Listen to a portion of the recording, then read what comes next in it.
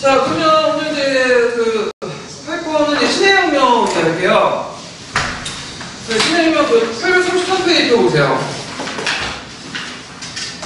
자, 신해혁명은 이제 1911년에 일어났기 때문에 신해혁명이라고 이제 하는데, 보통 이제 배경을 이제 좀 보면, 일단 이제 성통제 즉위 이후에, 성통제가 이제 예전에 말한 것처럼 마지막 통제거든요. 마지막 통제인데, 이 사람이 이제 강서제 뒤에 이어가지고 성통제 함기로 올랐죠. 부이라고 이제 이름을 이제 가지고 있는데, 이 사람이 이제 1912년에 신해혁명이 일어나고 나서 이후에 항제자를 물러나고 자금소에 생각했다가 나중에 잠시 복법사건이 일어나죠. 장원 복법사건. 그 때문에 다시 추대됐다가 이제 좀 밀려났다가 1931년에 만주사변이 일어나잖아요. 네, 만주사변 이후에 만주군이 세워질 때 이제 계례함제로 됐던 사람이에요. 네. 자, 하여튼 이 사람이 이제 어림단의 직위이기 때문에 그 아버지였던 순치왕이 섭정을 했어요. 그래갖고 신항제 내각, 항종 내각을 이제 등장했는데 이걸 칭기 내각이에요, 칭기. 그래서 이제 칭기 내각 구성원들 보면 만주족하고 몽고 귀족들로 구성이 됐거든요. 그래서 종전에 했던 뭐냐면 여러 개혁 정치들을 유연미화시켰어. 그래서 이제 의회도 이제 설치 연기를 그러니까 의회 설치 약속을 했잖아요. 예, 9년에서 6년. 근데 이걸 더 연기시켜버린 거야. 예. 그리고 이제 여러 가지 반동적인 개혁을 또 하려고 하니까 이에 대해서 이제 개혁적 지식인들, 신사계층들 이런 사람들이 실망감이 더 높아지겠죠. 그러면서 혁명파의 입지가 강화되고 그리고 이제 나중에 이제 뒤에 이권해소 운동 있죠. 그걸 말미암아 이 혁명파, 그러니까 입헌파 신사들이 이제 총적을 벌이고 누굴 선택한 거죠? 혁명파를 선택을 해버린 거죠. 자, 그 다음에 이제 이권해소 운동이 있는데 직접적인 얘기는 이권해소 운동이에요. 이권해소 운동. 그래서 이권해소 운동은 뭐냐 하면 지방 신사층들이 좀 전에 현 열방세 때 뺏겼던 강상 채무권하고 철도 구설 있죠. 이런 것들을 되찾자. 그래서 이제 운동을 벌쳐서 그러면 돈이 필요하잖아요. 그래서 이제 신사계층들이 이제 지방사에 영향력이 있으니까 일반 민중들에게 좀 반강제적으로 걷었어. 걷어가지고 그것을 이제 강상 채무권이나 철도 구설권을 사들여가지고 이걸 민간 자본으로 철도를 이제 놓고 민영화시키려고 이제 했거든요. 예. 그런데 정부가 이제 돈이 필요하니까 차관을 빌리려고 하는데 차관을 그냥 빌려줘요? 그냥 안 빌려주죠. 그러니까 이 철도를 민간 구설권을 취소하고 간설 철도 국유화한 다음에 그걸 이제 담보로 해가지고 돈을 빌리려고 했던 거야. 그래서 국유화 선언을 했거든요. 예. 그러니까 지금까지 이제 철도에 참여했던 지방 신사계층들이나 주주 이런데 이 사람들이 가만히 있겠어요? 들고 일어났겠죠. 그리고 민중들도 자기가 반강제적으로 냈잖아요. 그러니까 자기 돈도 서로 연결되어 있는 거야. 그러니까 어떻게 돼? 이 사람들도 이제 불만을 갖을 수밖에 없겠죠. 결국에 사천 지역을 중심해갖고 이런 반대 운동이 일어났고 그 과정에서 사천 옆에 있는 호남성 있죠. 호남성의 성도가 무안이거든요. 예, 무안은 이제 세 구역이 있어요. 그러니까 무창, 한양, 항구. 그중에 무창에 있는 신군들이 봉기를 하면서 이게 이제 한 개 섬에서 머물지 않고 곧바로 이제 확대된 거죠. 예. 자, 그 다음에 이제 반주세 운동. 그래서 전진비용 상환이나 배상과 차관의 원리금 상환으로 해서 재정국단과 세금 부과가 원인에서 이제 일어났는데 주로 지방 신사계층들이 주도를 했고 거기 농민들이 참여했다. 그래서 이런 과정에서 어떤 것들 신사계층들이 농민들에게 그다음 많은 영향력을 행사했다는 거죠. 네. 그래서 혁명파 같은 경우에는 항상 해외로 나가서 이제 활동을 했기 때문에 국내 기반이 없어. 그런데 이제 입헌파 신사들은 국내 기반도 있죠. 탄탄해. 그러니까 나중에 이제 불철혁명이 일어날 때 신사혁명이 확대될 때 초창기 때는 주도권 누굴 잡았죠? 혁명파들이 주도했지만 곧바로 이제 시간이 지나면서 입헌파 신사들이 주도권을 잡아갈 수 있었던 것은 국내에 탄탄한 기반을 가지고 있었기 때문에 그런 거고요. 그 다음에 그 외에도 이제 농민의 소장농 반대 투쟁, 그 다음에 미국 약탈, 그 다음에 기악, 기악이 아니라 기악. 네.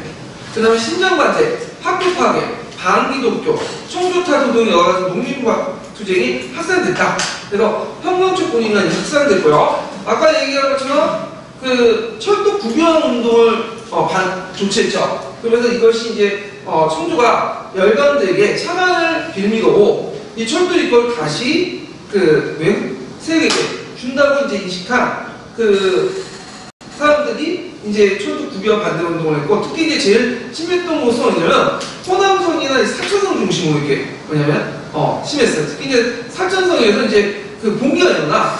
네. 그래갖고 이제 그 사천성 지역에서 사천 그 보호운동이 일어나죠. 그래서 사천성 있는 철도 부설권을 왜 우리가 이제 해수해가지고 이제 우리 인간적으로 이제 부서하려고 했는데 왜 청조가 구경하려고 하냐? 그 대규모 이제 뭐냐면 폭동이 나고, 그때 이제 봉기를 진압하는 과정에서 그 당시 호남에 주둔하고 있었던 그 호남성의 아니 호북성에 주둔하고 있었던 호북성 무안에 주둔하고 있었던 신군이 거기에 가담하면서 어떻게 되죠?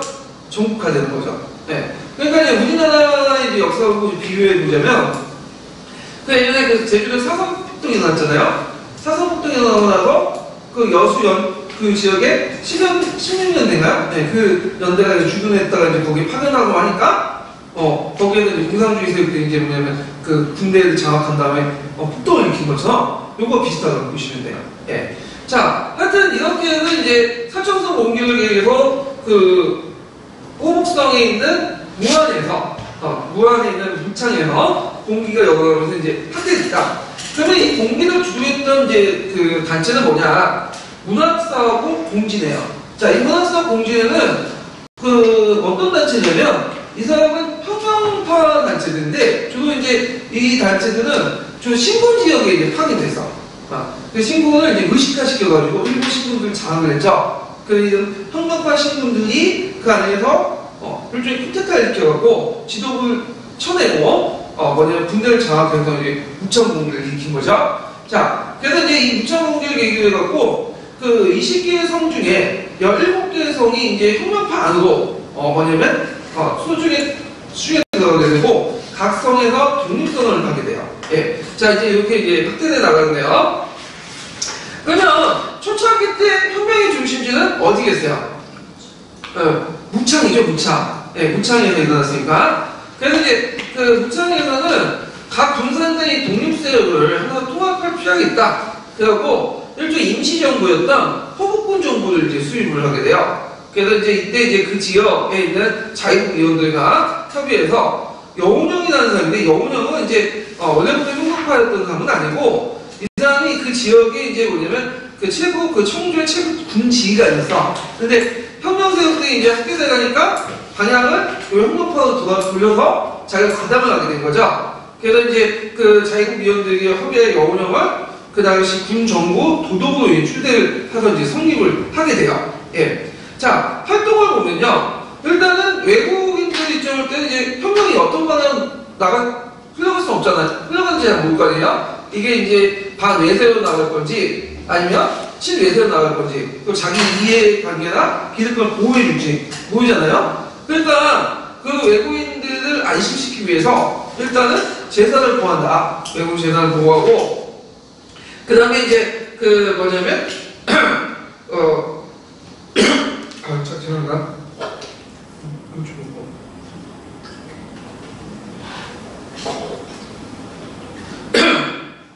자, 그래서 이제 외국인의 재산을 보호하고 외국의 기득권을 보호하겠지만 청조를 지원하면 적으로 간주하겠다. 이런 것을 이제 통보를 하고요. 그 다음에 그 각국 영사는 중립을 지키겠다는 걸 또 통보를 했죠. 그래서 이제 외국의 간섭을 배제하고 그리고 이제 청나라 군대에 대항하게 돼요.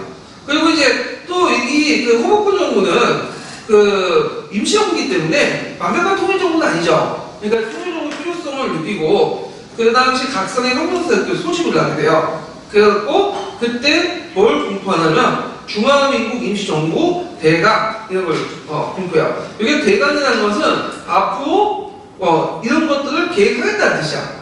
그래서 이제 앞으로 임시정부를 어떻게 할 것인가를 대해서 위결하고 이제 공포를 했고요. 그때 이제 그 뭐냐면 어떤 결론을 냈냐면 일단 임시 대총독을 두고요. 선거를 두고 임시 대통령 선거라는 건 뭐예요? 대통령을 뽑겠다는 거야. 그러니까 중국에서는 우리는 대통령이라 하는 사람이 중국에서 뭐라고 하냐면 총독, 대총독 이렇게 부르거든요. 중국에서는. 그래서 이제 임시정부 수립 이전에 이 호복국 정부가 일종의 중앙정부 역할을 하겠다 이렇게 결정을 하게 돼요. 그리고 임시정부를 다시 무창해서 어디로 옮기냐면 상해로 이제 옮기게 되죠. 상해로. 자, 그러면 여기서 이제 이 과정에서 혁명 주체의 변화를 좀 살펴볼게요. 아까 얘기했지만 처음에는 신명 사경, 혁명파들이 이제 봉기를 했지만 점점 이제 그 중심과 대중적 기반의 부재로 누가 주도권 넘어가게 됐죠? 신사 중심의 입헌파. 그 다음에 구세요 주도권 넘어가게 됐다. 그러니까 아까 말씀한 그 신사계층들은 이런 그 조세 납부 거부 운동이나 대미 보이코트 운동 등등을 해갖고 그 당시 그 농민들과 밀접하게 관련돼 있었기 때문에 어느 정도 국민적 기반이 있었다는 거죠. 예. 자, 그럼 그 관련된 내용 한번 읽어볼게요. 그거 한번 누가 읽어볼까요? 구 입헌파로 대표되는 대항 세력은 혁명파보다 좀 더 유리한 위치에 있었다. 그들이 이미 적극적으로 남아 자위국 연합회, 지방적으로 자위국이나 지방자치기구보다 통일적인 조직체를 가지고 있었으며 또한 그들은 대미 보이코트 운동이나 인권 회수 운동을 통하여 대중과 밀접한 관련을 가진 국민적 대중운동의 지도자로서 따라서 민의의 대변자로서 확고한 위치를 구축하고 있었기 때문이다. 이러한 점이 바로 그들로 하여금 쉽게 종래의 반대 태도를 버리고 혁명으로 전환하여 새로운 권력을 장악하게 하는 기반이 되었음은 물론이다. 다시 말해 그들은 혁명파보다 훨씬 안정된 국내적 기반을 가지고 있었던 것이다. 혁명파에게 가장 부족했던 것은 바로 이러한 국내적 또는 지방적인 기반이었다. 예. 자, 그리고 이제 1912년에 소문이 기구가죠. 그래서 이제 혁명파의 난경에 임시정부를 수립하고 소문은 임시 대총독으로 추대됐다. 왜냐하면 소문이 혁명파의 아이콘이 아닌가요? 상징성이 있는 놈이기 때문에 추대되는데 그때 이제 상해로 옮겨보고 나와서 그 임시약법 제정을 이제 논의하고요. 이때 임시약법이라는 건 뭐냐면 약법은 정식헌법이 아니죠. 네, 그러니까 정식헌법을 만들기 전에 만든 그 임시헌법이야. 이렇게 이제 보시면 되겠죠. 그래서 이제 이때 이제 임시약법을 제정하는 과정에서 그 논의가 이제 일어나는데 두 가지 논의야. 하나는 뭐냐면 권력구조를 어떻게 할 것이냐. 권력구조를 하나는 대통령제. 그러니까 미국의 대통령제. 그러니까 이제 중국식으로 말하면 총독제를 이제 실시를 하거나 아니면 내각 책임제. 이렇게 이제 두 가지 의견이 있었거든요. 이 내각 책임제는 송교인이라는 사람이 이제 주장을 했던 건데, 그래서 이제 절충을 했죠. 어떤 식으로? 미국식 대통령제도를 일단 기본으로 하고, 어떤 걸? 송교인이 주장한 내각 책임제 요소를 일부 반영하자. 이렇게 이제 해갖고 절충을 했는데, 이 부분이 이제 시험 문제 나왔죠. 그 다음에 두 번째 논의가 뭐냐면, 중앙집권을 할 것이냐, 그 다음에, 지방공권을 할 것이냐, 그거 가지고 이제 논의가 됐어. 그래서 이제 송교인 같은 사람은 그 내각 책임제를 하에서 강력하게 중앙집권적인 그 체제를 요구했고요. 그 다음에 이제 그 호아민 같은 사람은 이제 내각 책임제, 호아민 같은 사람은 지방공권 이런 그 요구를 이제 했거든요. 그래서 이제 이걸 어떻게 반영할 것이냐 했는데 이걸 적절히 이것도 적당하게 타협을 했어. 중앙과 지방분권제를 서로 연결시키는 것처럼. 그러니까 두 가지 논의를 하되 적당히 타협하는 선에서 그 임시약법이 제정됐다. 이렇게 좀 기억을 해두시면 되고요. 그리고 이제 나중에 이제 그 신혜영 나중에 소문이 자신 대통령 지위를 누구한테 넘기죠? 원색이 넘기죠. 원색이가 이제 군대에 입고 이제 내려오니까 이 원색이를 자기 편을 풀려고 그 뭐냐면 총독지를 이제 주잖아요. 그래서 이제 그 원세기가 이제 총독을 차지하니까 종전에 이제 내각 책임제 요소나 어떤 지방 분권적 요소를 약화시키죠. 그래갖고 이제 중앙 집권적, 그 다음에 이런 것들을 이제 강화시키는데, 요거는 이제 니은과 관련된 거는 이제 뭐냐면 원세기가 총독을 차지하니까 그 당시 원세기 권한을 약화시키기 위해서 총독제 권제나 참의원의 권한을 감아서 책임 내각제 성격을 강화시킨 거야. 근데 원세기가 그것을 가만히 있겠어요? 아니겠죠? 그러니까 이제 원세기는 이제 아직 실권을 장악하고 나서 참여세를 쳐내고, 그 다음에 지방권적 요소는 이런 것들 없애고 중앙집권화시키고, 그리고 대통령 중심제, 그러니까 이제 초급의 권한을 강화시키는 방향으로 다시 바뀌게 되죠. 근데 초기 때는 그 원세기가 초창기 취임할 때는 그렇게 이제 전제하려고 했다. 이런 것들을 이제 얘기는 하는 거고요. 자, 그래서 이제 이런 식으로 이제 논의가 일어났다라는 걸 좀 기억을 해두시면 될 것 같아요. 자, 그 다음에 청조가 이제 이것을 이제 신정전을 이제 진압하기 위해서 원세계를 파견하죠. 그렇지만 원세계는 어떻게 배신을 하죠. 그래갖고 형조파가 이제 뭐냐면 손을 잡고 결국에는 청조를 어떻게 될까요? 붕괴시키죠. 그리고 원세계를 임시 대총독으로 이제 또 선출해줘. 대가로서. 그래갖고 형조파 정부 같은 경우에는 원세계가 이제 형조파에 가담하는 대신에 대총독이 됐잖아요. 두 가지 약속을 했어. 원세계하고. 첫 번째는 수도를 어디로 계속 남겨을 준다. 그 다음에 두 번째는 그때 이제 결정했던 임시 약법들을 준수한다. 결국에는 어떻게 돼요? 다 처리됐죠? 그래서 안 넣어줬잖아요. 그래서 남경을 설치했지만 나중에 원세계가 남경을 안 내와. 그래서 북경에 있어. 북경에서 자의적으로 내부 쿠데타를 계획해갖고 이제 익힌 다음에 여기가 이제 정치적으로 위험하니까 상황이 복잡하니까 북경에 이제 뭐냐면 좀 여기에 정치적으로 분산을 통제할 필요가 있겠다. 그래갖고 남경 안 내고 결국에는 수도 북경을 정해버리죠. 예. 그리고 임시약법 지켜져요, 안 지켜져요? 안 지켜지죠. 예. 그래서 임시약법 거의 무시해버리고 국회도 거의 이제 해산시켜버리고 자, 총독의 권한을 이제 강화시키는 방향으로 나가죠. 이렇게 이제 좀 기억을 해두시면 될 것 같아요. 그래서 이게 예전에 한번 요 관련돼 갖고 이제 문제가 나왔거든요. 임시약법과 관련된 논의 과정에 뭐가 일어난다 이런 것도 있는데, 자, 일단은 주 1447페이지 보세요.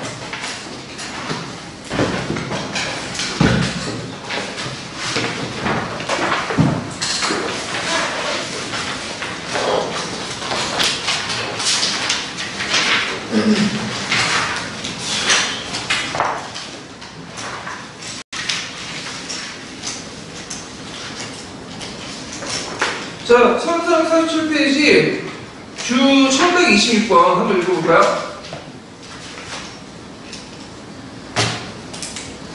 1계획을 요구가 밖으로부터 민국을 위협하는 것이었다면 안으로부터 민국을 파괴할 잠깐 이게 아니라 1128번을 읽어야 되네. 네, 임시약법 보면 임시정부 조직 대강을 임시약법으로 개정하게 되었다. 약법의 초안이 아직 마련되지 않았을 때 통우는 중화민국 임시정부 조직법 초안을 참의원에 제출하였다. 그러나 참의원에서는 정부의 명을 받아 심의한다는 비판을 듣고 입법의 존엄이 떨어질까 보아 이를 채택하지 않기로 하고 참의원에서 별도로 임시약법을 기초하게 되었다. 이때 쟁점은 대통령 중심제냐 또는 내각 책임제냐와 중앙집권이냐 지방분권이냐였다. 당시 송교인은 강력한 중앙집권의 내각 책임제를 주장하였고 총통부 비서실장인 호원리는 지방분권을 주장하면서 내각 책임제의 경우는 중국의 기초가 약하여 일단 압력받으면서 이를 막을 길이 없다고 하였다.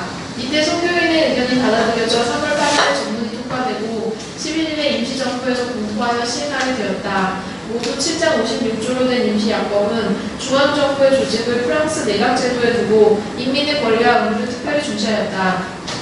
원세계는 임시대총통에 취임한 후 상권 분립과 대의정치 원칙 아래 제정된 약법 규정에 따라 3월 18일에 전국 각지에 참의원을 선출하도록 통보하였다. 자, 그 다음에 뒤쪽 넘어가서 1348페이지 주 1129번 거기 주치 부분만 좀 읽어볼게요. 혁명 이후 정치적인 중심은 부산과 상해 두 곳이 되었다. 상해 지역은 소문이 생각하고 있는 미국 지도를 부상하고 이를 실현시키려 하였다. 상해에 와 있는 대표들은 자기들의 회의 명칭을 각성 고덕부 대표연합회의라 하고 우창해 후보 군정부가 중앙정부의 정부를 집행하고 대표회의를 마땅히 상해에서 개회해야 한다고 하였다. 12월 3일에 정식으로 전문 3장 21조로 된 중화민국 임시정부 조직대강을 통과시키고 각성의 대표가 서명하여 직일로 공포하기로 결의하였다. 12월 12일 각성의 대표가 무한 상임으로부터 남경으로 모여 14일에 전체 회의를 개최하고 절강 대표 양희가를 의장, 광동 대표를 왕총리를 부의장으로 호출한 다음 12월 16일에 임시 요청통을 선거하기로 결의하였다. 자, 그 다음에 혁명파의 한계를 보죠. 자, 이때 이제 혁명파들은 여러 가지 문제점이 있었어.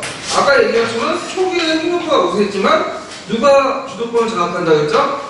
인펀파, 구세력, 주로 신사계층들이 이제 했고, 일사계층들이 이권의 손을 통해 대중과 밀접하게 연결됐죠.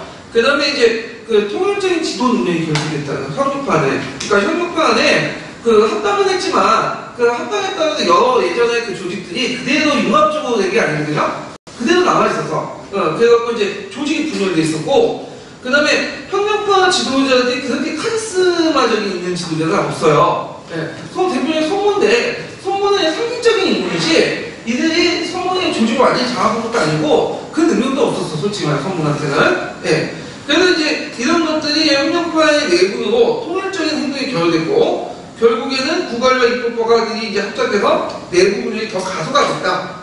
이렇게 이제 보시면 되겠죠. 그러면 그 신해혁명의 제 한계를 이제 변화를 보기 전에 여기 전반적인 상황담은 한통에서 한국인에 의해서 중국사에서 읽고 넘어갈게요. 340페이지 보세요.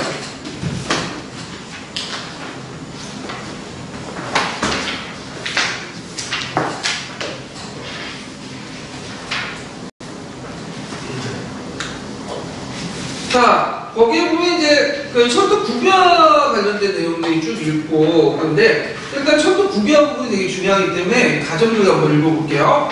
몇 페이지 피시냐면 337페이지 이렇게 보세요. 앞부분. 거기에 첫 번째, 두 번째, 네 번째는 입헌파 신사 중에 자, 부터 해가지고 뒷장까지 끝까지 한번 읽어볼게요. 입헌파 신사 중에는 신정의 일환으로 산업이 시행되면서 근대적인 상공업을 운영하고 있는 사람들이 있었다.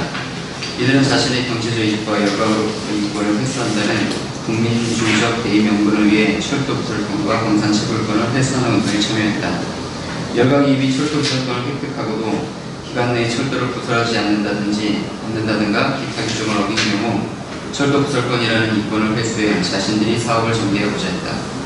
이권 회수 운동으로 호구, 호남, 광동을 잇는 철도 부설권이 우선적으로 회수되었다. 이 운동이 성공을 본받아 기타 지역에서도 철도 부설권의 회수 운동이 일어났다. 그중 강서와 절강성을 잇는 철도는 영국이 부설권을 땅을 도 약속대로 공사를 진행시키지 않고 있었으므로 입헌파 신사들은 이에 회수 운동에 적극 참여했다. 이 운동은 입헌파 신사의 이권 회수 운동의 대표적인 것이었다. 영국이 부설권을 양보하는 대신 영국 차관을 도입해 건설하도록 조건을 내세우고 청조가 영국의 요구를 받아들이자 입헌파 신사는 차관 거부 운동을 벌였다. 청조가 입헌파 신사로서 이 운동의 중심 인물이었던 사람을 철도에서 사량장에서 산입시키려 하자 절강성 신사층과 철흥조 사이에는 감정 대립까지 생겨 반청조적인 분위기가 구조되었다. 신정과 입헌의 추진이 한창 진행되고 있던 1909년 광서제와 서태후가 죽고 세예살인 선통제가 지위에 올랐다. 섭정을 맡게 된 신춘영은 절대 다수의 혼족으로 구성된 내각을 발표하고 철도 국유화 명령을 내렸다. 황족 내각이 발표한 혼족들을 통해 내각의 황제가 관여함으로써 내각을 황제의 통제하에 들여놓은 시도였다. 이에 대해 입헌파 신사들은 황족 내각을 해산하고 새로운 내각을 구성하도록 항의했으나 청조는 받아들이지 않았다. 철도 국유화 명령은 철도를 민영화해 지방에서 부설하게 되면 엄청난 비용을 지방에서 감당할 수 없어 사업이 늦어질 우려가 있고 통일적 철도망 구축에 장애가 된다는 이유에서 나온 것이었다. 철도는 이익을 크게 얻을 수 있는 조업자 대상으로 여겨졌으므로 열강은 청주에게 각도 차관을 주고자 했다. 또 청주로서도 철도가 훌륭한 수입원임을 인식하고 있었기 때문에 기왕에 승인된 민간의 부설권을 취소하고 단서철도의 국유화를 결정한 것이었다. 이권의 선동을 통해 국민주의적 명분하에 철도 부설권을 되찾는 경험을 한 경험이 있는 신사층 상인들은 조정이 열강의 자본을 빌려 철도를 건설하겠다는 국유화 방침의 명령에 반대하였다. 이들은 철도 국유화를 청조가 열강에게 철도 이권을 다시 내주는 행위로 막기 때문이었다. 해상 밀발철도의 부설 비용 중에는 일반인들로부터 강제로 증수한 부분도 있었으므로 국유화 반대 운동에는 일반인들도 참여하게 되었다. 호남성을 필두로 일어난 철도 국유화 반대운동 중에도 가장 분열했던 것은 사천성이 되었다. 사천성에선 철도 부설을 위해 모금한 주식 총액이 가장 많았던 데다 일반인으로부터 강제로 증수한 성격의 주식이 압도적으로 많았다. 게다가 기왕의 무금액 중 일부를 예금에 두었던 부실은행들이 공항으로 파산했고 이 손실분을 주식을 청산하는 과정에서 정부가 보상하지 않으려 했으므로 불만이 더 고조되었다. 그래 사천에서는 철도 국유화의 반대에 철도를 지키지 않는 운동이 전성이 퍼졌고 이 운동을 청주가 강경하게 탄압하는 과정에서 수십 명이 총격으로 사망하는 유혈 사태로까지 발전했다. 각지에서 무장군중이 청주로부터의 분립을 선포하는 폭동을 벌이자 청주는 호국성의 군대를 사천으로 보내 이를 진압하도록 했고 사천의 상황이 진압되지 않는 상태에서 호국성 무창에서 분기가 일어났다. 중국의 혁명적 정세는 이와 같은 이권파 신사의 이권운동과 이권 해소 운동 등을 통해 조성된 것만은 아니었다.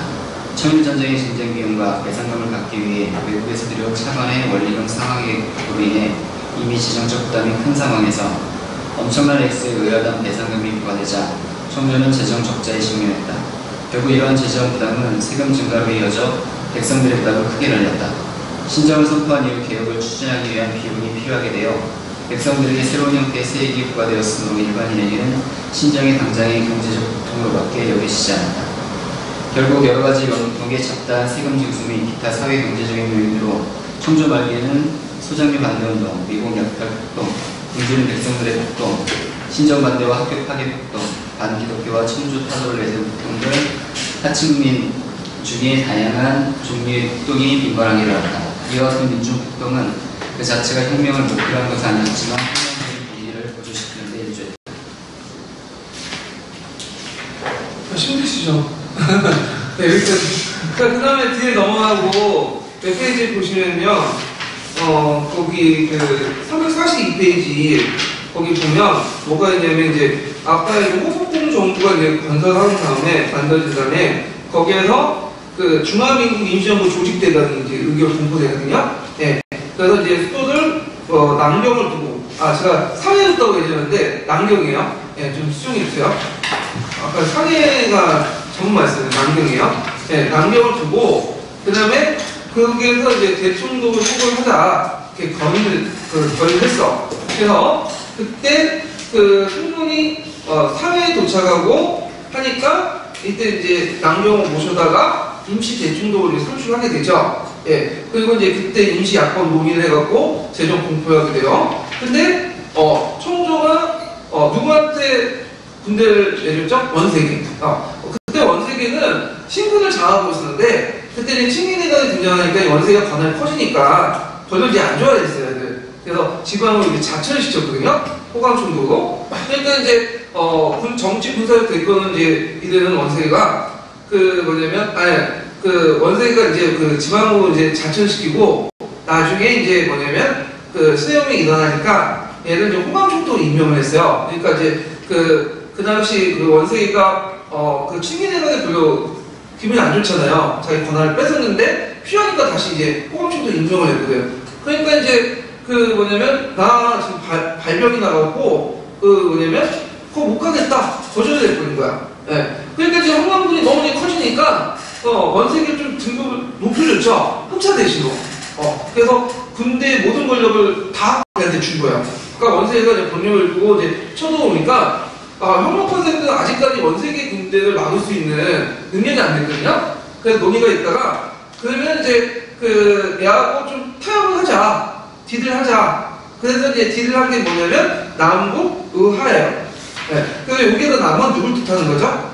손문을 뜻하는 거. 손문을 중심한 나는 임시정부를 말하는 거고 북은 원세계. 그래서 어떻게 타협을 했냐면 일단은 청주를 멸망시키고 공화국을 인정해주겠다. 원세계가 대신에 나한테 뭘 달라?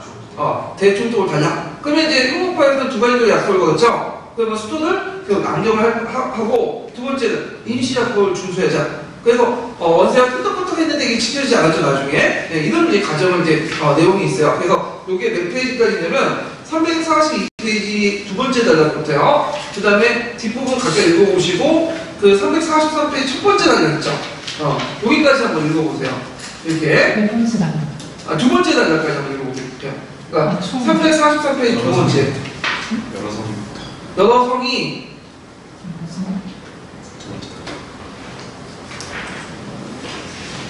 여러 성이 독립을 선포하자.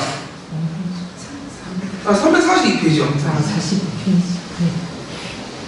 네. 여러서는 독립을 선포하자 통일된 중앙정부를 조직할 필요가 있었다.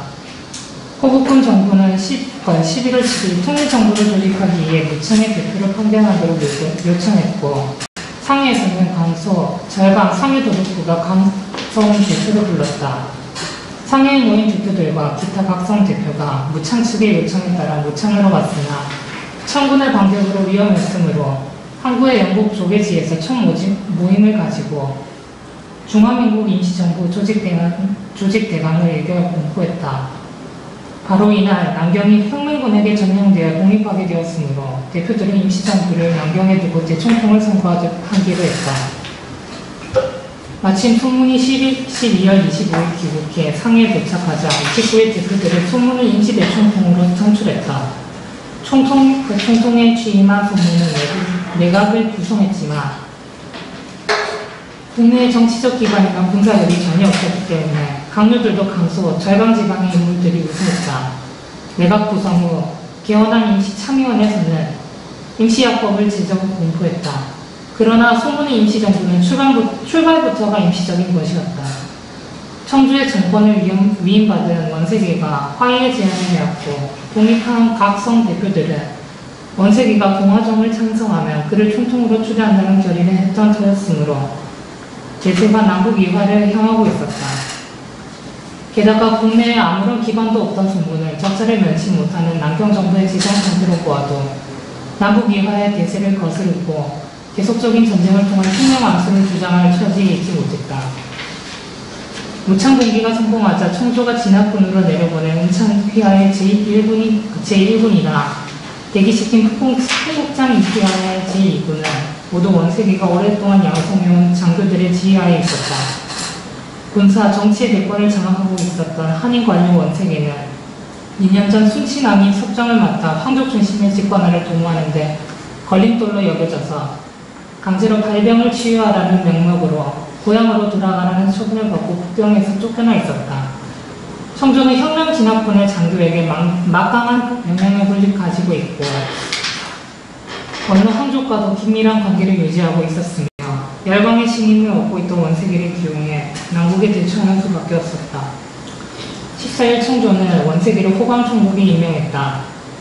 그러나 정치, 군사의 대권을 장악하고자 하는 원세계는 발병이 더 낫지 않았다는 이유로 이를 거절했다. 그러는 동안 은창의 진압군이 성과를 올리지 못하는 반면 후남, 섬서, 강서가 독립을 선언하고 혁명의 기운이 화북지방으로 옮겨올 기미를 보이자 청조는 원세계를 훔쳐대 신임을 임명해 토벌군을 정권을 장악하게 했다. 예, 여기까지 이제 예. 자, 그러면 이제 그 신해영의 제 견해를 보자. 이거 불판 2개 쳐놓습니다. 예전에 한번 그거 관련돼서 이제 문제 한번 나왔는데, 일단 이제 신해영을 바라보는 관점이 좀 많이 달라. 국민당이나 공산당이나 좀 다른데, 일단 이제 그 첫 번째 관점 뭐냐, 이게 이제 동계에 나오는 내용인데요. 신해영을 계기로 뭐 크게 변화된 건 없어요. 실제로. 그래서 이제 어떤 사회 기반은 크게 변화되는 건 아니지만, 이 반공본이라는 아까 보니 전개된 그 근대화로 있죠. 그 근대화의 어떤 방향성을 제공해준다. 그래서 이제 공화제 건설을 통해서 새로운 방향성을 제공해줬다. 그래서 이게 이제 그 제1 민국혁명을 이제 신해혁명이라고 하고, 그때 민국혁명 또 국민혁명이라고 하거든요. 근데 실제로 이 1민국혁명 신해혁명은 학계체제만 이제 뭐냐면 바꾸고, 공화정 바꾸고, 어떤 사회 경제적인 구조는 그대로 있었죠. 어떤 근본적인 것들, 이런 것들 요소인데, 그것을 다시 제2민국혁명을 통해서, 5.3운동을 통해서, 이 뭐냐면, 사회 경제적인 혁명으로 같이, 해서 완성되었다. 그래서 이제 신해혁명, 이 5.3운동을 서로 짝지어져서 설명하거든요. 이건 강제중국사에서 얘기하는데, 그래서 이제 조공산당은 제1민국혁명까지는 이거 불우냐혁명이라고 보고, 이걸 어디에 속하죠? 근데, 그리고 제2민국혁명은 이제 프롤레타혁명으로 보고, 이걸 뭘로 보는 거죠? 현대. 이렇게 이제 나눠지는 거죠. 이렇게 이제 보시면 되고요. 자, 하여튼, 크게 변한 건 없지만, 뭐는 제공해줬다?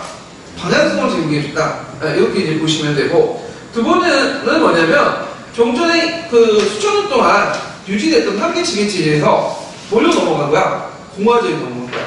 그래서 아시아 최초로 공화국이었다. 그래서 그 뭐냐면 근데 실제 공화제를 넘어갔다 해서 실제 공화제요? 아니죠. 그래서 이제 공화제의 의미보다는 어에 초점을 맞춰야 되냐면 한계 체제, 군주제의 붕괴로 더 강조한다. 이렇게 이제 그것이 보고 있죠. 자, 그 다음에 세 번째로는 이제 뭐냐면 요거는 이제 모택동의 관점이에요. 공산당의 관점인데 보통 이제 그 공산당에서 중국 공산당에서는 그 오사운동 이전까지는 뭐로 보죠?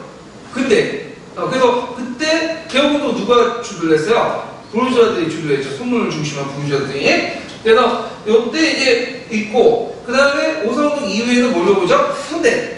그 다음에 공산당이 주도를 하죠. 그러니까 종전의 부르주아혁명의 최고로 이르는 것을 뭐라 하면 신해혁명으로 봐요. 그래서 이걸 토대로 여기에는 남은 한계를 극복해가지고 뭘로 넘어가는 거죠? 그 공산당이 주도한 프랑스혁명으로 넘어가는 거죠. 그래서 나름대로 한계는 존재하지만 그래도 뭐 의인이 있다. 그래서 여기는 구부르주아혁명. 그다음 오사운동 이후에 혁명은 신민주주의 혁명 이렇게 이제 보고 있죠. 이렇게 그래갖고 일부 황금성은 부정을 비판적 관점이 내포되어 있지만 신해혁명은 그래도 좀 좋게 보고 있어요. 부르주아 중심의 이런 혁명을 했고 그것을 좀 뭐냐면 한계를 극복해서 공산당이 그걸 혁명을 완성했다. 뭐 이런 논리가 이제 형성이 되니까. 자, 그 다음에 네 번째로는 이건 국민당 관점인데요. 국민당 입장일 때는 공산당에서는 이걸 부르주아 혁명으로 보죠. 근데 국민당은 이건 부르주아뿐만 아니라 농민들도 적극적으로 참여했다. 그렇기 때문에 전민족적 혁명이다. 이렇게 보고 있어요. 예. 그 다음에 다섯 번째는 아까 이제 일본하고 이제 비슷한 건데 근본적인 사회 구조는 번없었지만 뭐죠? 중국 경제 방향적으로 제시했다. 1번하고 5번하고 거의 똑같은 거예요. 네, 견해가. 그래서 이렇게 있는데 그래서 이제 5번하고 1번 견해가 거의 대부분 근본적인 견해예요. 주 견해죠. 그래서 근본적인 사회 구조는 번없었지만 앞으로 중국 경제 방향적으로 제시했다. 자, 그래서 그 관련된 내용들은 이제 신해혁명 관련된 내용인데 자, 동계 관련된 내용을 한번 찾아볼게요. 715페이지.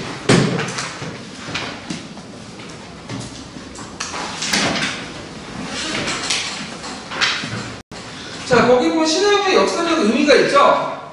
예. 그래서 이제 있는데, 요거는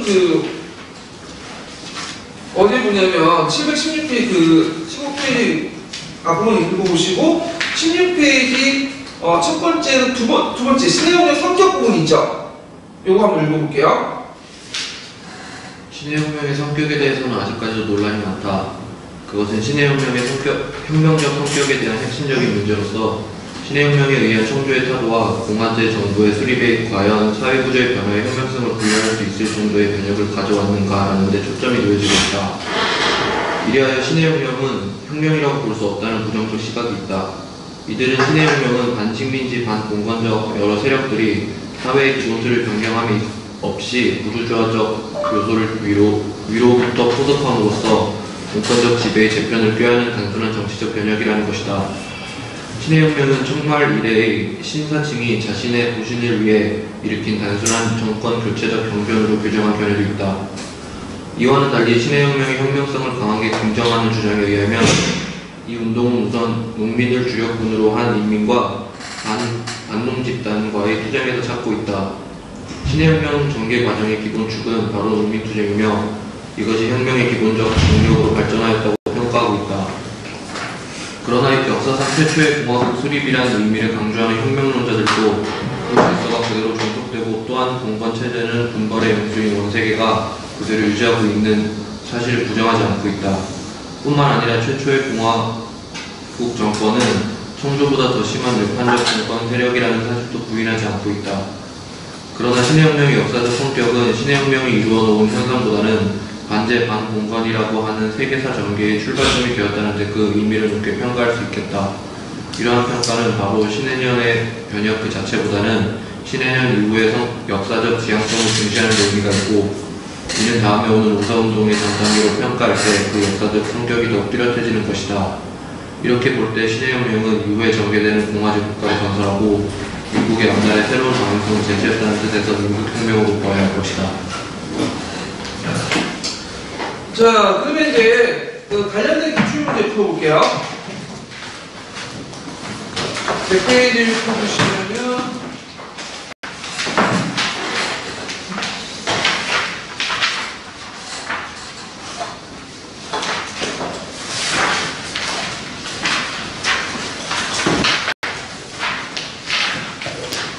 (294페이지) 보세요.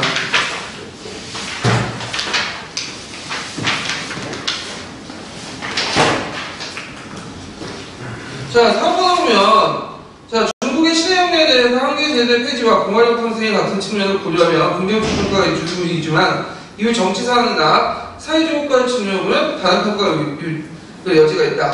자, 아래에서 제시된 자료들을 읽고 물음에 답하시오. 그래서 이제 첫 번째 구조는 각 상의 신분세력들의 혁명의 각자의 정치 주요 변수가 되었다. 그 다음에 신해혁명이 혁신, 여기 혁신 신사죠. 신사혁명까지 평가 전환을 가졌다. 아까 얘기했지만 후기의 주도층은 누구였죠? 신사계층이었죠. 그 다음에 혁신이 형성되는 과정에 내분이 일어나 대부분 현혹파들이 끝에있고, 이 악규전쟁은 뭐냐면 그 노신이 썼던 유명한 소설책 이름이야. 그래서 이제 악규전쟁은 혁명 와중에 십수였다가 억울하게 희생당한 민중을 모사하고 있다. 그럼 위의 내용을 참고해서 주도층 사회구조 혁명에 전개된 정치 사안을 초점 맞춰서 신해혁명 합의를 70자 있는 동안 서술하시오. 이렇게 했는데 여기 분명히 단서가 주어졌죠. 주도층 사회구조 혁명에 전개된 정치 사안. 그러면 이 단서들만 써야 돼. 거기에서 이제 빵 소리를 내버리면 어떻게 되는 거죠? 이게 이제 채점이 안 들어가게 되고 오히려 감점될 수 있는 요소도 있거든요. 예. 그래갖고 일단 주도층이 누구냐? 이때 민중이 아니라 누구죠? 신사층, 신군이죠. 예. 그래서 이때 이제 신군들은 어떤 사람들이냐면 주로 이제 그 당시 신군들은 일반 민중이라고 생각하시면 안 돼요. 맞죠? 어느 정도 지배에 있는 돈이 있는 집안이에요. 지주, 신사계층과도 연결돼 있어. 집안이. 예. 그래서 지주의 자식들이 주로 누가 됐다? 신군들, 특히 장교가 됐어요. 신군의 장교들이. 자, 그래서 이제 그걸 이제 볼 수 있는 게 아니라 볼 수 있는 게 뭐냐면 그 악규전쟁에서 이제 볼 수가 있는데 이 악규전쟁은 노시에서 유명한 소설책이에요. 아까 얘기했죠. 이 악규라는 인물이 있어. 신해혁명 때 이 악규라는 인물이 있는데 이 악규라는 인물은 뭘 상징하냐면 노쇠한 중국을 상징해요. 인물이. 그래서 이제 지금도 이제 중국에 허풍이 심하잖아요. 허풍 심하고 그 다음에 벌벌도 아니고 하고 자기 자랑 심하고 그 없는 것도 괜히 있는 척하고 허세 부리고 그 당시 중국의 그 모습이 그거였거든요. 그러니까 얘는 중국의 모습이 어디에 인물에 집약된 거예요? 악규의 모습이 집약이 된 거야. 그래서 신해혁명이 나니까 악규는 거기 좋다고 이제 참여하고 떠벌대고 내가 혁명을 일으켰다고 이게 떠벌있지만 결국에 누구한테 죽냐면 그 신해혁명이 일으킨 신군한테 잡혀서 죽게 돼요. 그러니까 이 민중이라는 것은 신해혁명 과정에서 분차적이었다는 거예요. 이용당하고. 네. 그래서 이런 모습을 이 악규전쟁에서 이제 뭐냐면 잘 보여주고 있다. 이렇게 보는 거죠. 그 다음에 사회 구조에 대해서 또 설명을 하죠. 자, 공화제로 넘어갔지만 실제로 사회적인 그 지배 구조는 변할 게 없죠. 주인만 바뀔 뿐이야. 그래서 이제 봉건적 지배는 재표나는 정치적 경향에 불과했다. 이렇게 쓰시면 되겠죠. 그 다음에 여기 또 본 게 혁명의 전개된 정치사. 그럼 어떻게 했어요? 원세이가 독재를 내서 무슨 통치를 낳게 되죠? 군벌 통치를 낳게 된다. 그럼 정리해서 말하면 민중이 아닌 신사층과 신분이 주도를 했고 봉건적 지배층의 재편성에 불과한 정치적 변형에 불과했고 그 다음에 원세기의 독재와 군벌의 통치를 낳게 되었다. 이렇게 쓰시면 돼요. 네. 그래서 문제를 푸실 때 꼭꼭 읽어보세요. 여기에서 요구하는 게 또 있어요. 네. 문제학 10단계에도 그냥 자기 멋대로 생각을 하고 써버리면 틀리는 거야. 그래서 이제 한번에도 여기에 줄초나 내가 지금 뭘 물어보고 있는지 그리고 거에 물어보는 것에 대한 답변을 해줘야 돼. 그래야지 완벽하게 이제 답안을 구성할 수 있다. 이렇게 이제 보시면 되고요. 자, 그 다음에 이제 그 다음 부분 문제 5번 문제는 요건 뒤에 이제 분벌과 관련된 문제들이 있기 때문에 좀 나중에 풀어볼게요. 자, 그 다음에 이제 위안스카의 정치 부분을 볼게요. 위안스카의. 그래서 위안스카의 정치 부분도 저기 위안스카이가 이제 제재 운동을 펼쳤죠. 그래서 이제 한국에서 다시 북송시키는 운동을 펼쳤는데 그와 관련돼서 이제 또 한 문제가 나왔어요. 그래서 한번 읽어보기로 하죠. 한국인 위안중사 347페이지 한번 보세요.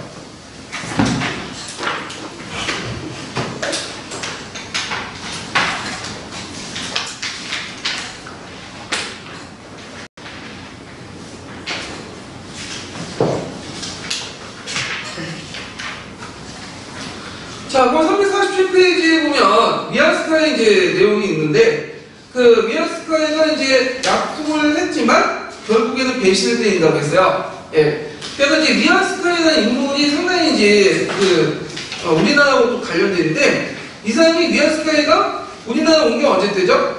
이모군란 이후죠. 그 내정 간섭을 해왔죠. 그래서 그 젊은 시절 때 와가지고 이제 그 우리나라 내정 간섭을 했고 이 사람이 배신을 한 2번 정도 했어. 그 예전에 무술파 한번 배신했죠. 법보자 강운동 때. 또 한 번은 청주도 배신을 했어요.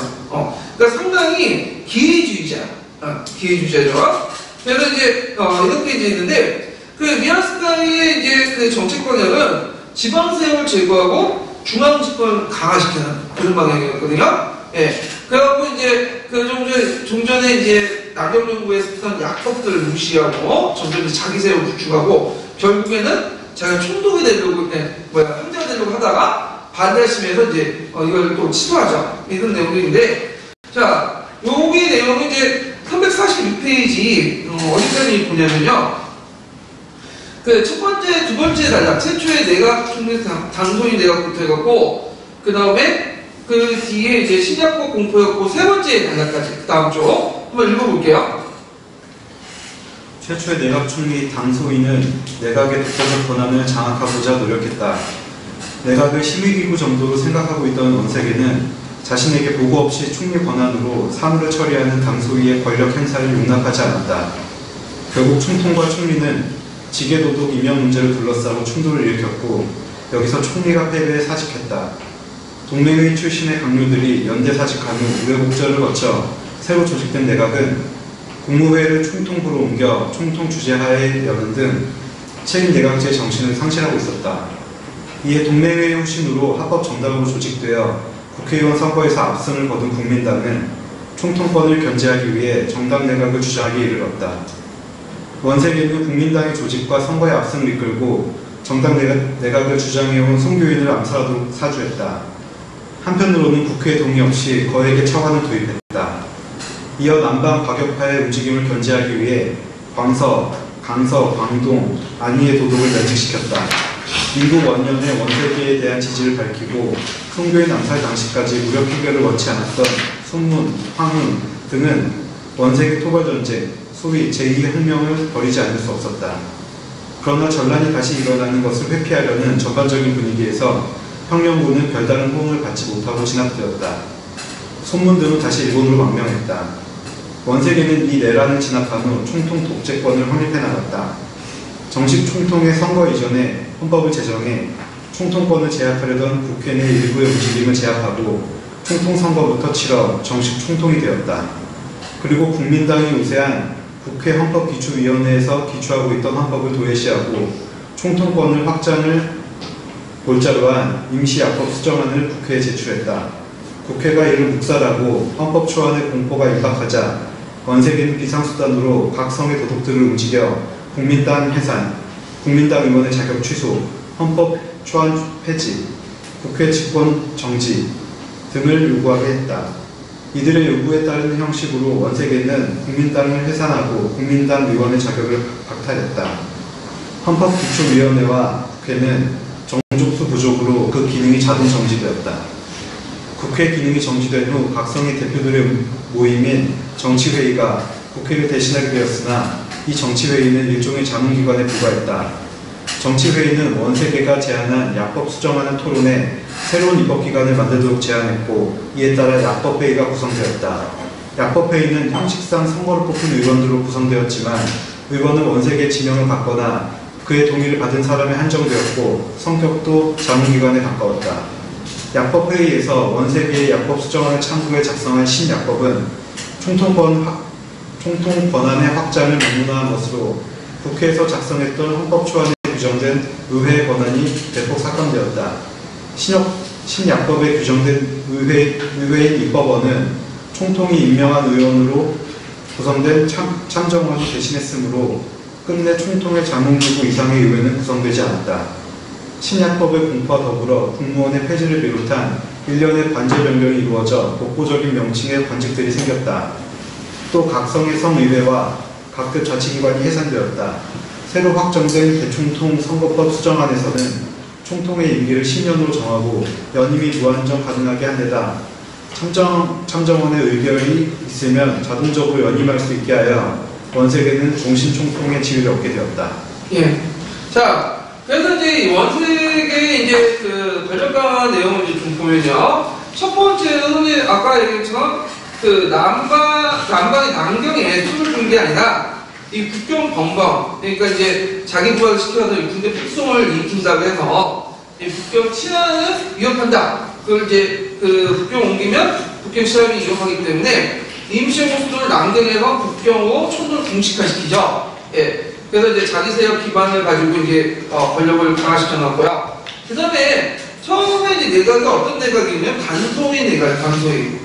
이 단소위 내각은 국민당 쪽에 있는 사람들이 이제 만든 건데, 이 단소위 내각에서 이제 그 권한을 약화시키기 위해서 그 당시 원세계가 자신에게 보고 없이 그 총리 권한으로 삼을 처한 당소위 권력 행사를 용납하지 않았죠. 그래서 총독과 총리는 직의 그 도덕의 인명 문제를 둘러싸고 충돌하게 되고 거기에 이제 당소위 총리가 패배를 하게 돼요.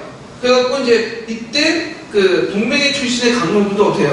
연대 해갖고 사직을 해서 이게 이제 새로운 내각이 구성되는데 이때 이제 그 내각에서는 그 총독의 권한을 강화시키는 방향으로 이제 권력 구조를 개편하게 되죠. 그래서 국무회의를 총독부로 옮겨가지고 총독 주재하에서 여는 책임내각제 정신을 완전히 상실하게 됐다. 이렇게 이제 보면 되고요. 그러니까 이제 권한을 이제 자기가 다 장악하니까 그 국민당 세력들을 쳐내기 위해서 누굴 암살했냐면 그때 국민당의 수장이 누구였냐면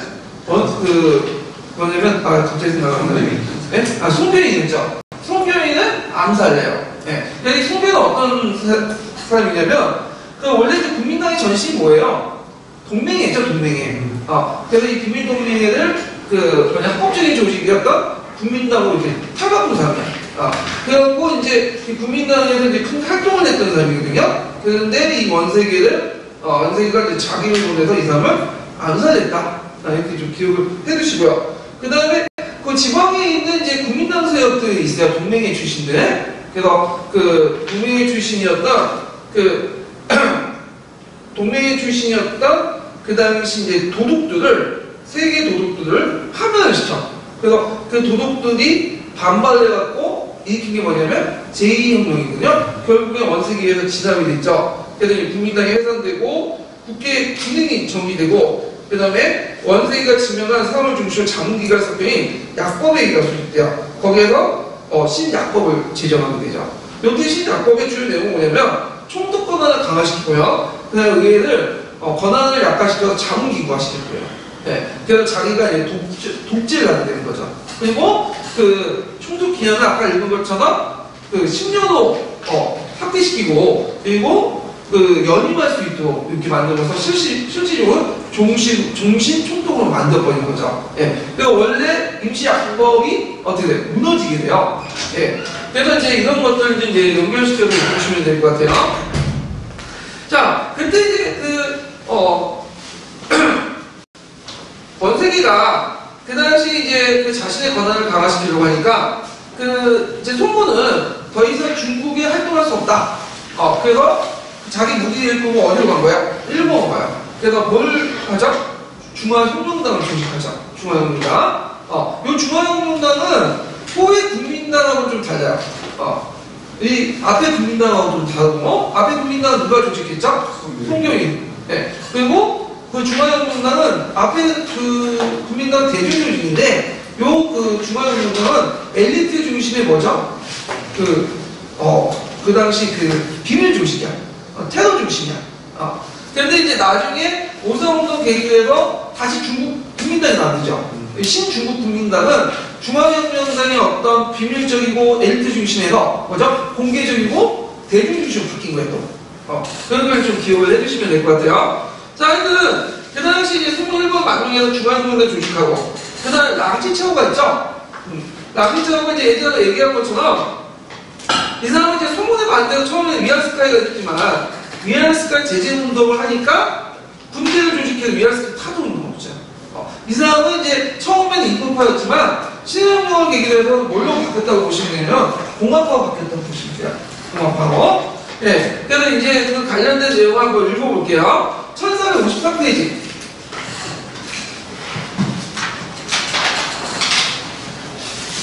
1453페이지 113번 1131번인가요?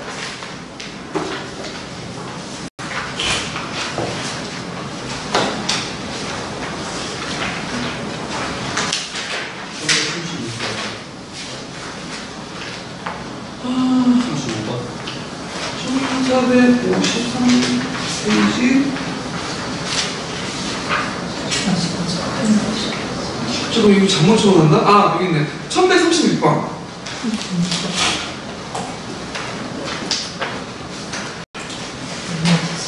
양치차오는 1912년 중화민국이 수립된 후 중국으로 돌아와 진보당을 세웠다.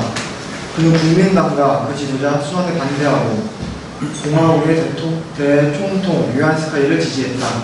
그러나 위안스카이가 공화국을 정복하고 스스로 황제라 칭하자 그를 토벌하는 군대를 조직하여 위안스카이를 몰아내는데 앞장섰다. 예.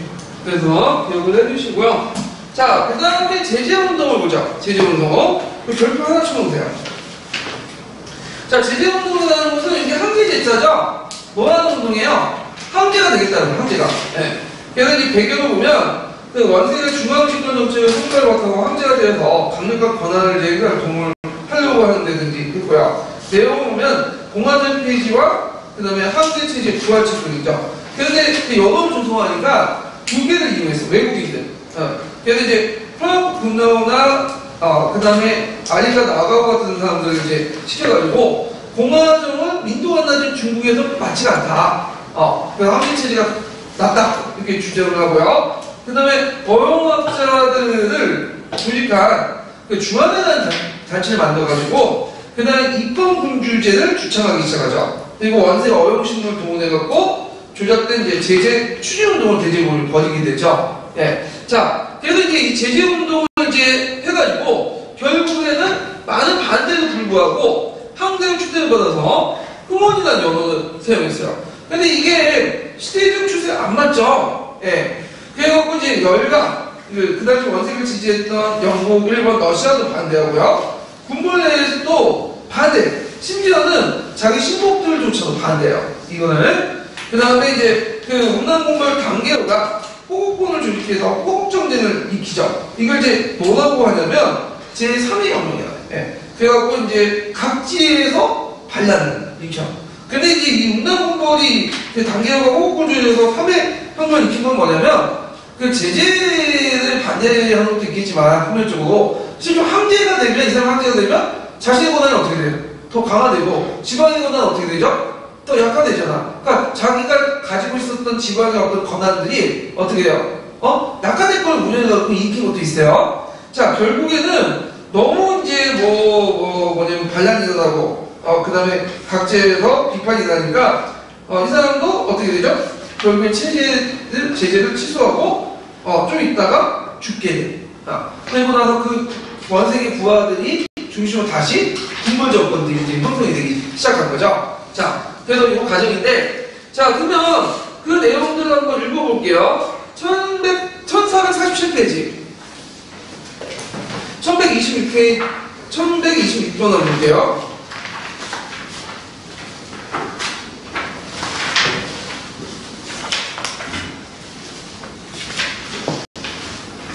자, 1126번.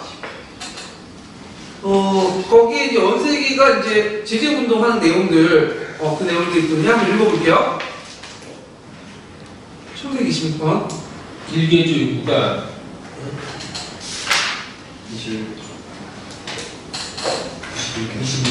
네, 1126번.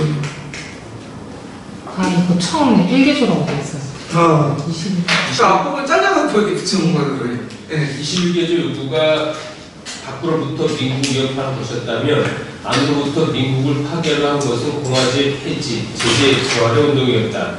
원세계 스스로 황제가 됨으로써 독재 체제를 완성하고자 하는 이 시도는 1915년 8월경부터 활발하게 되었다. 먼저 대총통 고문의 프랑크 군나와 아라가 나가오 등의 공화제는 민도가 낮은 중국의 실정에는 맞지 않는다는 의견이 흘러나오고, 이어서 어영학자들이 조직한 주한회가 공공연히 입헌 군주제를 추천하기 시작하였다. 원세계는 어영신문을 동원하여 각지에서 조작된 제재 추진 운동을 대대적으로 벌이며, 조금이라도 비판적인 신문 잡지를 찾으려 발행 금지 대대적으로 벌이며 발행 금지시켰다. 네, 중간에 이게 두 개가 중복되어 있네요. 네, 좀 지워주시고요. 네. 자, 그래서 이제 이렇게 해서 한번 봤고, 그 다음에 뒤에 넘어가고 이제 군벌 정치를 볼게요.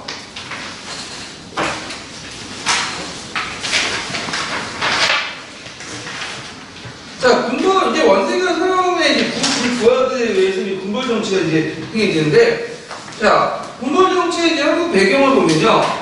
반식민지 반봉건 사회. 여기서 반식민지 반봉건 사회는 누가 얘기한 거냐면 중국 공산당 인식이야.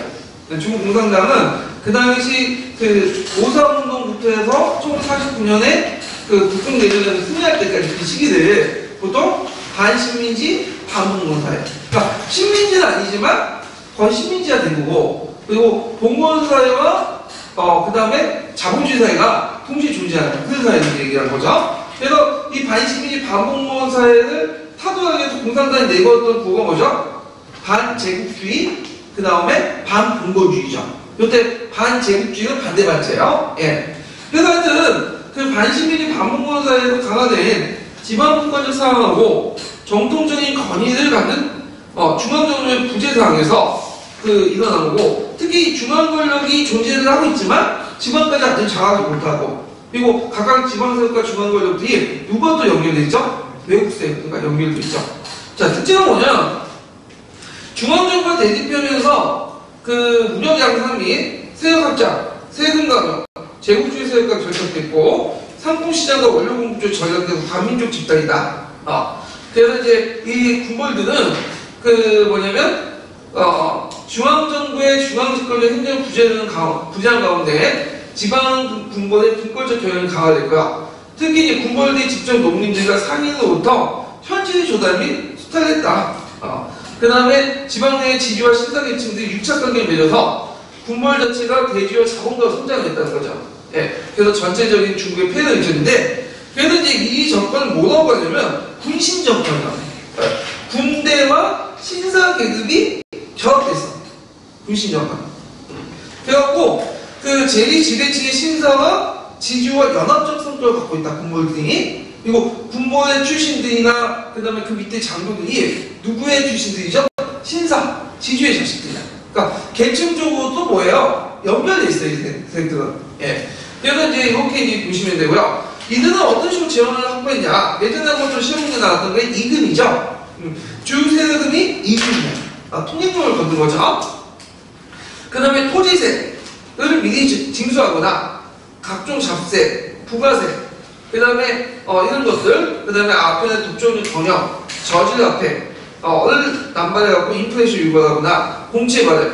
특히 이제 민중들이 이제 뭐냐면 힘든 게 뭐냐면 지배 공무원이 하나만 있으면 돼요. 한 지역에 딱. 근데 얘네들끼리 싸움을 벌이거든. 그러면 한 해에 두세 개씩 변동돼. 그러면 그때마다 뭐야? 세금을 계속 내야 돼.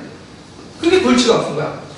그리고 이금도 한 개 섬에 하나만 장악하면 되는데, 사천성은 뭐 대여롭게 군벌도 있거든요. 그러니까 성 안에서도 통과할 때마다 뭐죠? 상품세, 통행세를 내는 거야. 되게 이제 뭐냐면 불편하죠? 그리고 가격 경쟁력이 어떻게 될까요? 떨어지죠? 그러니까 외국의 입장은 되게 좋은 것이, 외국의 입장이 좋은 것도 아니라 얘네들 내야 되니까. 근데 이제 자기 세력하고 이제 있는 분벌 안에서는 좋은데 얘네들도 다른 세력으로 넘어가면 어떻게 해요? 다른 세력권에 분벌 넘어가면 또 생존을 해야 돼.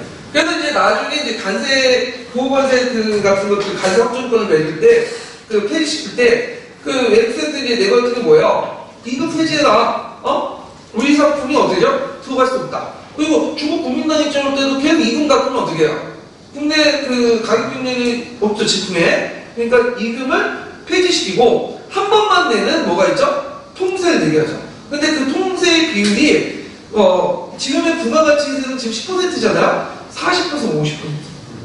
그러니까 이제 종전 이금의 합친 거보다도 비슷비슷하거나 더 많이 버는 거야. 여러 번 뜯기는 거보다는 한 번 뜯긴 다음에 하는데 더 많이 내. 뭐 장단점이 있을지 모르겠지만, 자, 하여튼 그게 예전에 한번 시험 문제에 나왔다는 거 좀 기억을 해주시면 되고요.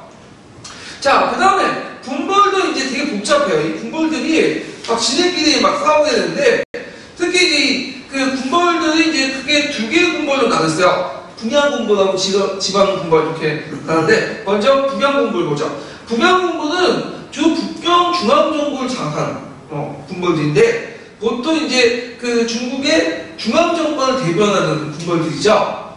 그래서 이제 여기 이제 크게 대연을 보면 나중에 이제 이용장이 누구죠? 해군계. 그 다음에 이용장의 부하장사가 누구예요? 원세계가 뭘 만들었죠? 신권유권. 이걸 이제 만들었고, 그 다음에 이것이 이제 부하장수에 의해서 만든 것이 안이파하고 누구냐면 지게파죠. 그래서 안이파 지게파가 원세계 신권유권 쪽에 세력들이고요. 그 다음에 북양분벌 중에 원세계 계열하고 좀 다른 분벌이 하나 있어요. 이게 이제 어느 파냐면 만주의 장자림 아시죠? 네, 장자림을 이제 만든 분벌, 봉천파 그런 세력들이죠. 그래서 안이파, 지게파, 봉천파 이렇게 이제 세 개가 있고, 이 안이파, 지게파, 봉천파들은 서로 또 누구하고 연결되어 있죠? 외세들과 또 연결되어 있어요. 그래서 세 개의 분벌들이 존재하고 있다. 이렇게 좀 기억을 해주시면 돼요. 그래서 안이파들은 대표적인 당기성, 일본과 이제 연결되고, 지게파는 풍국장인데 이것은 영리. 그 다음에 이제 마지막으로 봉천파는 일본과 연결되고요. 처음에는 이제 안이파가 이제 권력을 장악하다가 나중에 지게파, 그 다음에 봉천파 이렇게 이제 넘어가죠. 그래서 요 이제 내용은 이제 좀 이따 이제 설명을 하고요. 그 다음에 지방분벌이 있는데, 지방분벌은 한계 또는 수개성을 지역적 근거지에서 그 지방의 토착세력과 서로 연결된 분벌들이고, 중앙 권력의 통제를 받지 않은 반독립적 세력이에요. 이 세력들은. 그래서 이제 이 세력들은 이제 보면요, 아까 얘기한 장자님 있죠. 원래 이 장자님은 만주의 하적 출신이었어요. 네. 그런데 이제 거기 만주를 장악한 다음에 어디를 또 들어가죠? 그 당시 중앙정부로 이렇게 들어가서 결국엔 중앙정부까지 장악하는, 그러니까 지방정부가 중앙정부로 이렇게 권력화되는 그런 군벌 중에 하나고요. 그 다음에 염성산이라는 사람인데, 염성산은 원래 상서는 어디냐면 하북성의 서쪽에 있는 성인데, 상서 지방 토착 군벌이에요. 상서의 대왕이야. 그래서 이 사람은 나중에 국민당 정부까지 있을 때 계속 살아남았고, 심지어 1949년까지 살아남았어요. 근데 49년은 공산당이 장악하니까 떠쳐나오는데, 하여튼 오랫동안 상서에 장악했던 군벌이고, 나중에 북벌군에도 가담을 했다. 그 다음 호남의 단역계 이런 사람이고요. 그래서 서남군벌이 있는데, 이 서남군벌은 어떤 계열이냐면 동맹이 계열이에요. 동맹이. 그래서 나중에 송군이 이제 제1차 강동궁 정부나 제2차 강동궁 정부가 이제 세울 때 이 군벌들과 이제 연결이 있거든요. 왜냐면 예전에 알았던 사람들이야. 근데 이 사람들은 서남군벌들은 하북군벌이나 북양군보다는 좀 더 진보적이야. 근데 속성은 뭐죠? 군벌이에요. 그냥 다만 상대적으로보다 약간 좀 낫다. 이 사람들은. 그래서 이제 단계호가 있는데, 단계호는 이제 3차 호국전쟁이 가담했던 사람이고, 문남군벌 중에 있죠. 그 다음에 이제 강서, 유경중 있고, 강동 진협병이 있는데, 강동은 이제 나중에 손모가 연결돼요. 나중에 좀 얘기하고요. 사척, 이들은 이제 중국 혁명 동맹의 출신이고요. 그래서 신해혁명이고 가담을 냈고요. 이들은 그 앞에 있는 군벌들보다는 좀 더 뭐냐면 개량된 군벌들이다. 그래서 계몽이니 진보 이런 것들을 주장하지만 실질적으로 그 내용을 보면 별 차이는 없다. 별 차이는 당군벌하고. 그래서 이제 그 당시 이 선왕군벌들은 그 당시 이제 나중에 얘기했지만 이제 강기선 정권의 무력 통일 정책에 대항하는 형식으로 호국운동과 그 다음에 이제 위안스타일 때는 제재 반대 운동을 참여했고 누구와 연결됐다? 성군의 강동구 정부가 연결됐는데 또 성군하고 사이가 별로 안 좋아. 그러다가 이제 쫓겨나고 성군도 쫓겨나고 해갖고 1차 강동구 정부, 2차 강동구 정부 막 계속 만들거든요. 예, 나중에 좀 얘기를 하고요. 그럼 이들이 중앙정부에 대항했던 그 이유가 뭘까요? 뭐 민중을 위해서? 그건 아니고 그다음에 위안스타일이나 강기선 정권이 중앙권력을 강화시키면 상대적으로 뭐죠? 자기군은 약화되잖아. 그러니까 그거에 대한 반발이라고 보시면 돼요. 예.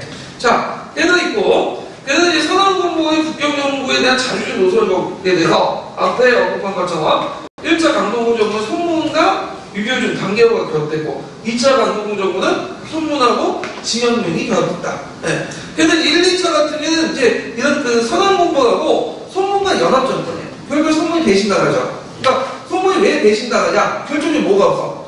군사력이 없는 거야. 돈이 없고. 그걸 이제 누굴 끌어들이는 거야, 그죠? 또는 커미티를 끌어들여서 제1차 국공업적인 거지 또 배경이 되는 거죠. 자, 그래서 이렇게 이제 보시면 되고요. 그 다음에 연성자치운동을 볼게요. 연성자치운동 별표 하나 쳐놓으세요. 이게 이제 예전에 한번 시험 문제 나왔던 거거든요. 그래서 연성자치운동은 뭐냐? 1920년대에 일어났던 건데, 그 당시 이제 1920년대 초반에 그 청말시대 강화된 지방주시와 분권주의 변화들이 그 연성자치운동을 통해서 홀쭉해 나갔다. 이렇게 보시면 돼요.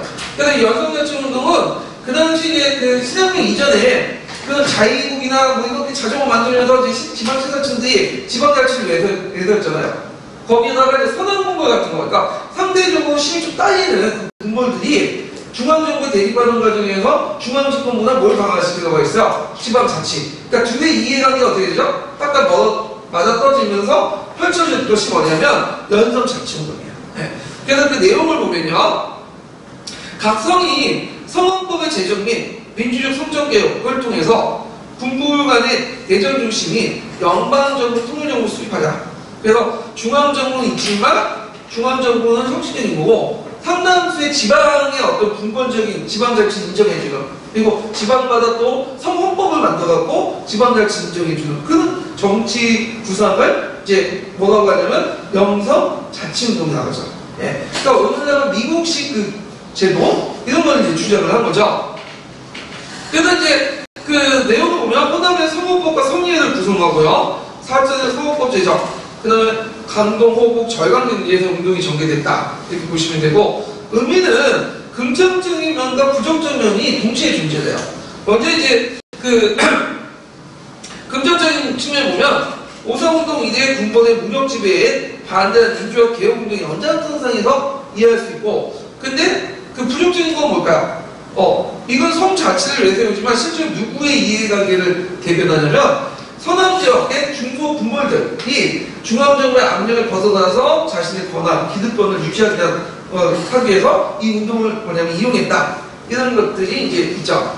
결국에는 그 제2차 집권전쟁 이후에 이런 논의들이 개멸되고 그 민치를 지향한 성헌법 체계와 군벌 정권이 양립이 불가능하다는 거. 그 다음에 남북 대입상에서 그 중소군벌이 한성에 한정된 자치원이 불가. 왜냐면 그 중소군벌이 그 한성을 아직 장악하지 못할 뿐만 아니라 그 불려된 상황에서 어떻게 뭐 중앙 권력을 만들어가지고 한다. 그게 말이 안 된다는 거죠. 네. 그리고 그것이 오히려 민치하고 상관없어. 왜냐면 이게 민을 위한 거예요. 아니죠. 누굴 위한 거죠? 결국에는 그 다음 상황군벌들이나 군벌들 위한 거죠. 예. 그래서 이런 그래서 이제 결국에는 흐지부지 됐다. 이렇게 보시면 돼요. 예. 그래서 이 연성자치운동은 그 한중이나 동양사 개론에 없는 내용이에요. 여기가 어디 있냐면 강대종수에 있는 내용이거든요. 그래서 이제 그 강대종수와 관련된 내용을 읽어볼게요. 뭐 시험 문제는 안 나올 것 같은데 몇 페이지를 보시냐면요. 적어놨는데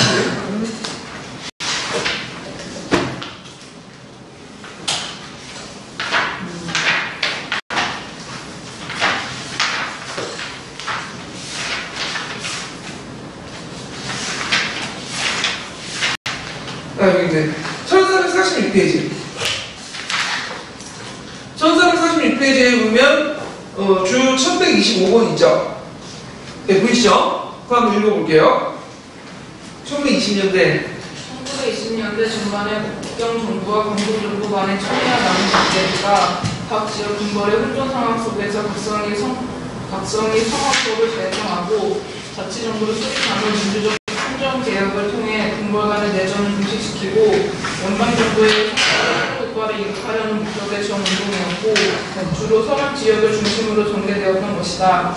종래 이 연립자치운동에 성격을 놓고 노사운동 이래 군벌의 무력 지배에 반대하는 민주화 개혁운동의 연장선 속에서 이해하려는 경향과 서남의 중소군벌이 자기 기반을 확보를 위한 정치적 도구와의 측면을 서로 강조한 입장에서 연구가 진행되어 왔지만 실제 이 양자의 측면을 동시에 가지고 있는 것은 사실이다.